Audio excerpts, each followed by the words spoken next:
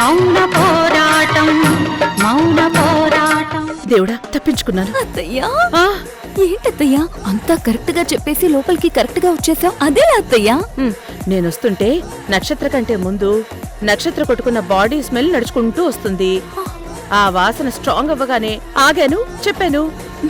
దగ్గరకొచ్చాక దాంతో పాటు pineapple juice smell కూడా వచ్చింది.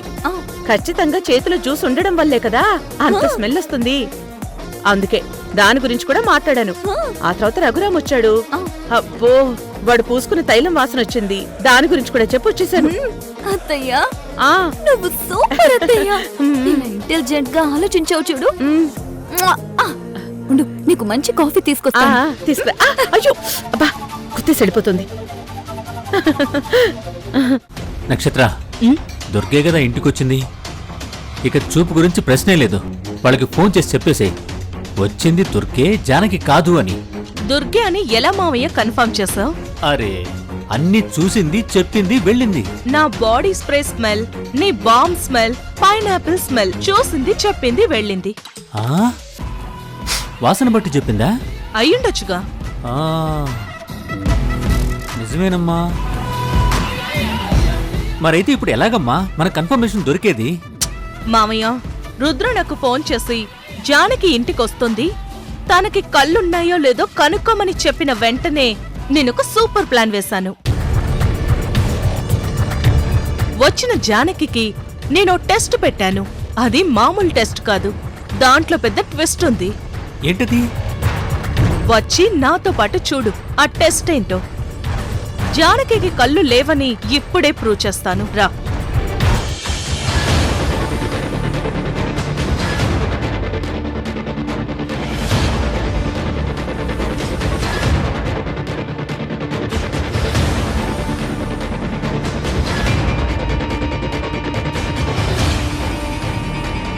మావయ్య, ఒకసారి అక్కడ చూడు. ఏముంది? జానకి బెడ్ మీద కూర్చుని ఆలోచిస్తుంది. నేను చూడమంది జానకిని కాదు, జానకి పక్కనున్న టేబుల్ మీద.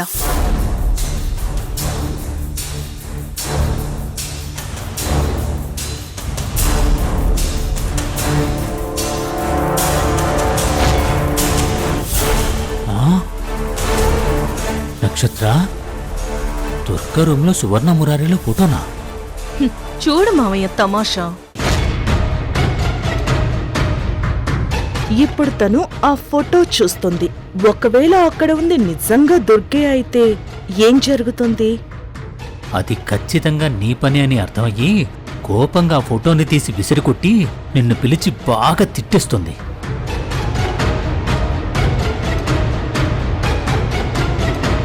ఎస్, ఫోటోని తడుముతుంది.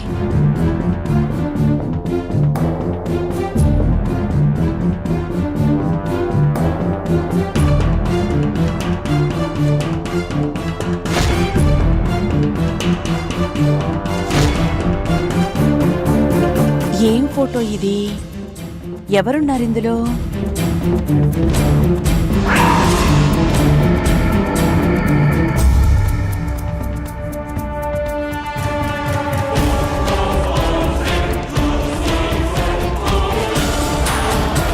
తను ఏ రియాక్షన్ లేకుండా ఆ ఫోటోని అలా చూసినట్టుగా చూసి మళ్ళీ అక్కడ పెట్టేసింది అంటే జానకి చూపు లేదు. కానీ ఈ విషయాన్ని పక్కాగా స్టాంప్ వేసినట్టు కన్ఫర్మ్ చేయాలి. ఇప్పుడే కన్ఫర్మ్ చేస్తాను చూడు.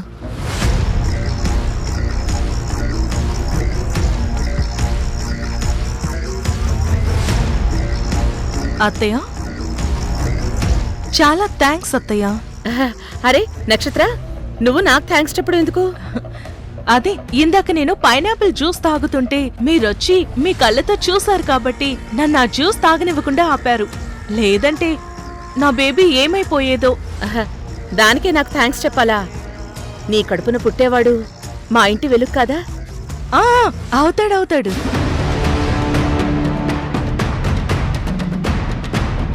అరే, ఈ ఫోటో ఏంటి ఇక్కడుంది?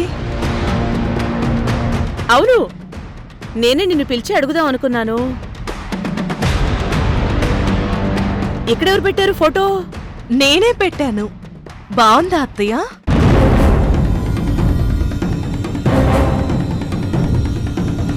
ఆ, బాగుంది బాగుంది. ఈ ఫోటోలో ఎవరెవరున్నారో చూసారా?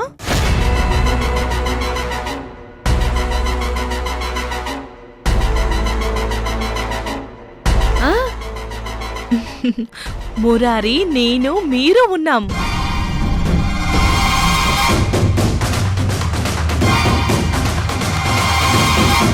అవును అవును, అందుకే నాకు బాగా నచ్చింది. ఈ ఫోటోలో మేమిద్దరం మీ పక్కన అందంగా ఉన్నామా? ఆ, అయ్యో మీరెందుకు బాలేదు? చాలా అందంగా ఉన్నారు. అవునా? థ్యాంక్స్ అత్తయ్య, చాలా చాలా థ్యాంక్స్. సరే, నేను ఈ ఫోటోని తీసుకువెళ్తాను. తీసుకెళ్ళు.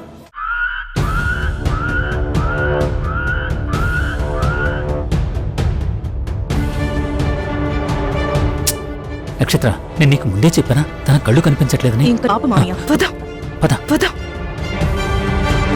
అయ్యో, ఈ అవంతి ఎక్కడికి పోయిందో ఏంటో. ఎస్ మామయ్య, ఇప్పుడు పక్కగా తెలిసిపోయింది చూసావా? ఇది జానకే, చూపులేని జానకే. ఆ, ఇదిగో ఈవిడికి నేను చూపులేదని ఎన్నిసార్లు చెప్పాను. చెప్పిన ప్రతిసారి నా చంప పగల కొట్టారు అందరూ.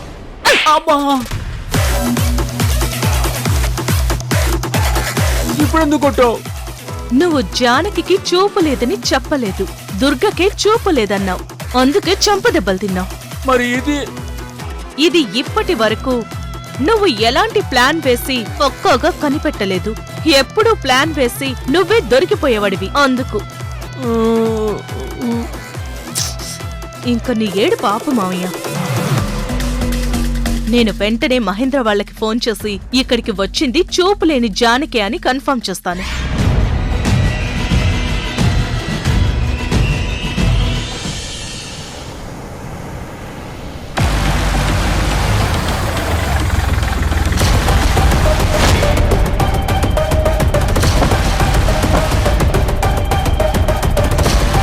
ఏమైంది? జానకి దుర్గల గురించి ఏమైనా క్లారిటీ వచ్చిందా? మనకి ఇప్పుడు ఒక విషయం కన్ఫర్మ్ అయింది. ఏంటది? జానకికి చూపు రాలేదు అని. ఏంటి మీరనేది? అవును, జానకికి చూపు లేదని మేము ఇంట్లోనే కన్ఫర్మ్ చేసుకున్నాం. కానీ మళ్ళీ ఆఫీసులో దుర్గ ఇంట్లో ఉన్న ఇద్దరు చూపున్నట్టే మనకు కనిపించారు. మనం కన్ఫ్యూజన్లో పడిపోయాం. కానీ జానకికి చూపు రాలేదని 100% కన్ఫర్మ్ అయ్యింది. ఈ విషయంలో ఇంకే కన్ఫ్యూజన్ లేదు. అలా అని ఎలా అనుకుంటున్నారు? అనుకోవడం కాదు, కనుక్కుంది. రుద్ర చూపులేని జానకిని చూసింది. వాట్? ఎస్, నేను చూశాను. అది అవంతి కలిసి వెళ్ళటం నేను చూశాను. ఎక్కడ చూసా? చూసిన వెంటనే వాళ్ళని అక్కడే పట్టుకోవాలి కదా. రోడ్లో వస్తూ ఉంటే వాళ్ళిద్దరూ ఆటోలో వెళ్తున్నారు. ఫాలో చేశాను. ఎవరో ప్రెగ్నెంట్ లేడీకి హెల్ప్ చేయటం కోసం ఆటో నడిపారు. వాళ్ళని ఆ ఆటోలో ఎక్కించి వీళ్ళేమో వేరే క్యాబ్ కోసం వెయిట్ చేస్తూ ఉండిపోయారు. నేను డాడ్కి కాల్ చేసి చెప్పేలోపు వాళ్ళు మాయమైపోయారు. ఈ టోటల్ సిచ్యువేషన్ లో జానకి పూర్తిగా తడబడుకుంటూ అవంతి సహాయం తీసుకోవటం, ఎదురుగా ఉన్న వాళ్ళని గుర్తుపట్టకుండా ఉండటం, అదంతా నేను చూశాను. అంటే ఆఫీసులో మనం చూసింది జానకి చూపు వచ్చిందని మీరు కన్ఫ్యూజ్ అయ్యింది. అంతా దుర్గ ప్లాన్ అయ్యుండొచ్చు. మళ్ళీ అయ్యుండొచ్చేంటి? కన్ఫ్యూజన్ లేకుండా క్లారిటీగా ఎప్పుడు బతుకుతాం మనం? నేను ఆల్రెడీ నక్షత్రకి చెప్పానంటీ. కాసేపట్లో క్లారిటీ వచ్చేస్తుంది. ఇదిగోండి, నక్షత్ర కాల్ చేస్తుంది. చెప్పు నక్షత్ర. రుద్ర, ఇప్పుడిక్కడున్నది దుర్గ కాదు, జానకియే. రియల్లీ? ఎస్, జానకి చూపు లేదు. నేను టెస్ట్ చేశాను, ఆమెకి నేను కనిపించలేదు. నేను చేసిన పని తెలియలేదు. రుద్ర, ఇక్కడుంది ఖచ్చితంగా జానకియే. తనకి కళ్ళు కనిపించవు. తను ఎప్పటినుంచో ఇక్కడే ఉంది. అవంతికి ప్రెగ్నెన్సీ వచ్చినప్పటి నుంచి ఇక్కడే ఉంది. రుద్ర, ఇంక నువ్వు ఫిక్స్ అయిపో. మా ఇంట్లో దుర్గ లేదు. విన్నారా? నేను చెప్పాను కదా, అక్కడుంది జానకి. ఓకే నక్షత్ర, థ్యాంక్ యూ వెరీ మచ్. నేను మళ్ళీ కాల్ చేస్తాను. డాడ్, వెంటనే మనం మన ఇంట్లో ఉన్న దుర్గని అరెస్ట్ చేయించేద్దాం. ఎస్, వెంటనే మన షేర్ హోల్డర్స్ అందరికీ ఈ విషయం చెప్పి పోలీస్ కేసు పెట్టిద్దాం. దుర్గ మోసం చేసి జానకి ప్లేస్లోకి వచ్చి ఇదంతా నడిపిస్తుంది, ఆస్తి మొత్తం కొట్టేయాలనే ఇదంతా ప్లాన్ చేసిందని చెప్తాం. పద, వెంటనే ఈరోజే కేసులు పెట్టిద్దాం. మనం కూడా కేసు పెడదాం. పదండి. ఆగండి. ఇప్పుడు మీరు కేసు పెట్టద్దు. ఎందుకు? మనకిప్పుడు బలమైన ఆధారం దొరుకుతుంది. ఆ ఆధారంతో మనం దుర్గని కరెక్ట్గా ఇరికించొచ్చు. ఆ ఆధారం ఎవరో కాదు, జానకి. ఎస్, జానకిని ముందు పెడితే తనకు చూపులేని విషయం అందరికీ తెలుస్తుంది. దుర్గ చేసిన మోసం తెలుస్తుంది. వెంటనే నేరం ప్రూవ్ అయ్యి దుర్గ అరెస్ట్ అవుతుంది. దుర్గని అరెస్ట్ చేయించాలనే తొందరలో దుర్గ కొడుకు ద్వారక పోలీస్ అని మర్చిపోతున్నారు మీరు.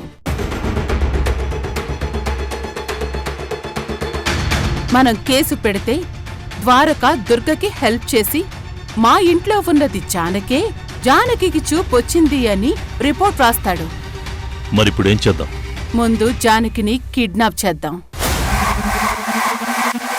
చేసి అప్పుడు దుర్గ మీద కేసు పెడదాం.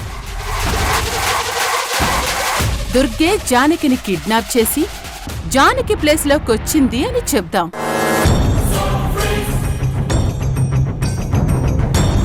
దుర్గని అరెస్ట్ చేస్తారు. 24 గంటల్లోపు కోర్టులో ప్రొడ్యూస్ చేస్తారు. అప్పుడు మనమే జానకిని డైరెక్ట్గా కోర్టులో ప్రొడ్యూస్ చేద్దాం. ఎక్కడో ఒక చోట జానకి మనకి దొరికిందని చెప్దాం. అప్పుడు కోర్టులో దుర్గ ఓ పక్క, జానకి ఓ పక్క ఉంటారు. కన్ఫ్యూజన్ లేకుండా క్లారిటీగా దుర్గ దొరికిపోతుంది, శిక్ష పడుతుంది. ఆ తర్వాత జానకి మీ ఇంటికొస్తుంది. మళ్ళీ ఆస్తి మొత్తం మీ చేతికొస్తుంది. ఎస్, ఇదే ప్లాన్. డాడ్, ఈ రోజే దుర్గ ఇంట్లోంచి జానకిని మాయం చేయాలి.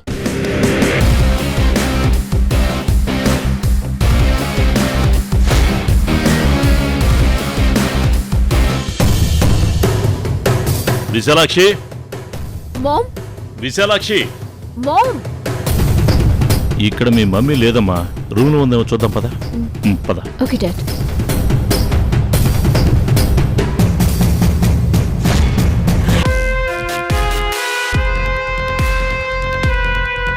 విశాలాక్షి, విశాలాక్షి. మామ్, ఎక్కడున్నావు? డాడ్, మామ్ ఇక్కడ కూడా లేదు. ఒకసారి ఫోన్ చేయండి.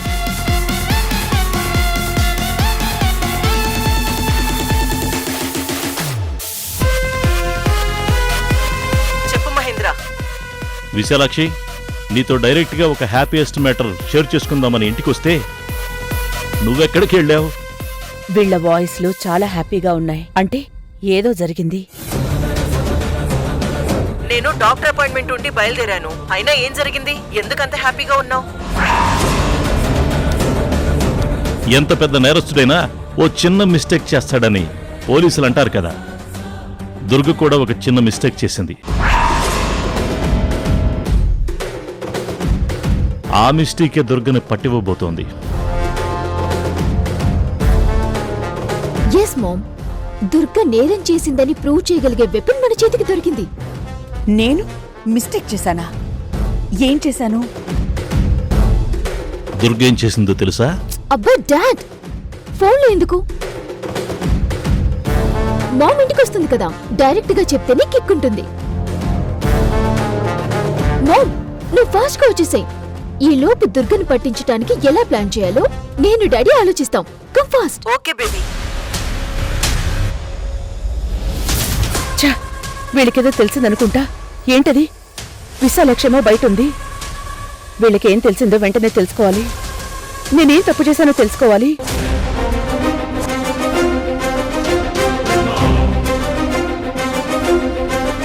నేనొకటే చెప్పు విశాలాక్షి ఫోన్లో పెట్టాను. అసలు ఇంకో చెప్పు మహేంద్ర ఫోన్లో కూడా పెట్టుంటే ఈ పాటికి మహేంద్ర రుద్రకి తెలిసిన మ్యాటర్ ఏంటో నాకు తెలిసిపోయి ఉండేది. నేను నా తప్పుని ఫాస్ట్గా దిద్దుకునే అవకాశం వచ్చుండేది.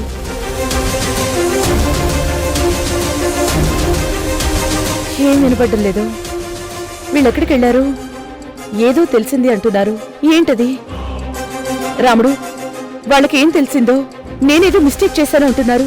ఏంటది?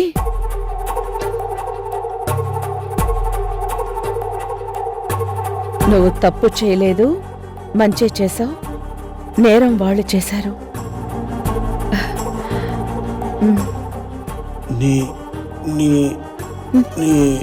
ఏంటి?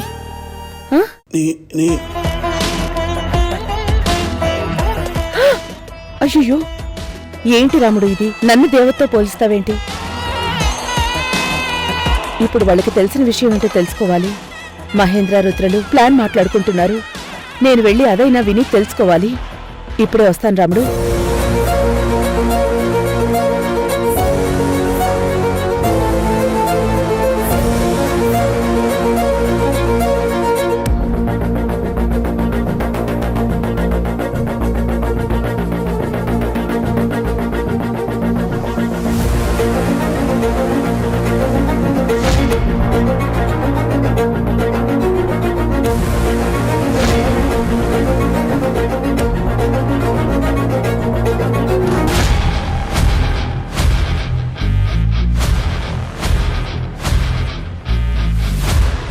డోర్ ఎందుకు క్లోజ్ చేసావు రుద్రా?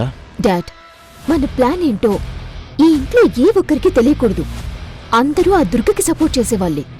ఏ మాత్రం చిన్న మ్యాటర్ తెలిసినా వెళ్ళి దుర్గ దగ్గర ఊదేస్తారు. అవును, కరెక్టే. ఇప్పుడు చెప్పు డాడ్, ఏం చేద్దాం?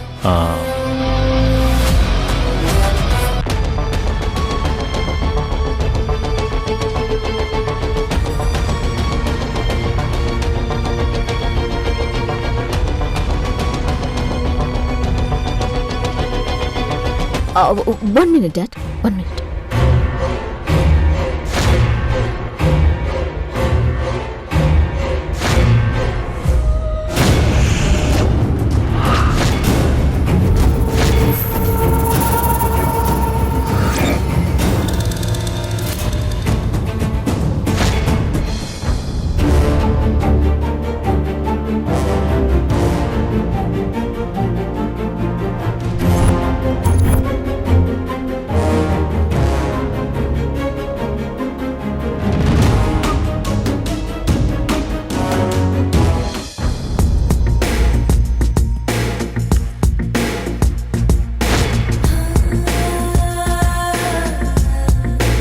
ఏంటమ్మా మ్యూజిక్ ఎందుకు పెట్టావు? డాడ్, మ్యూజిక్ మనకు కాదు. బయట నుంచి ఎవరైనా నడుస్తూ ఉన్నా, సత్య కాని గోదావరి కాని మన రూమ్కి ఏదైనా పనుందని వచ్చినా వాళ్ళకి మన మాటలు కొంచెం కూడా వినపడకూడదు.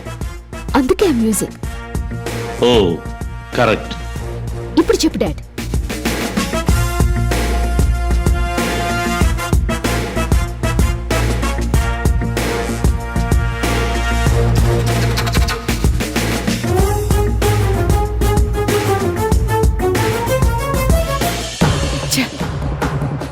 రుద్ర చాలా స్మార్ట్ గా థింక్ చేసింది.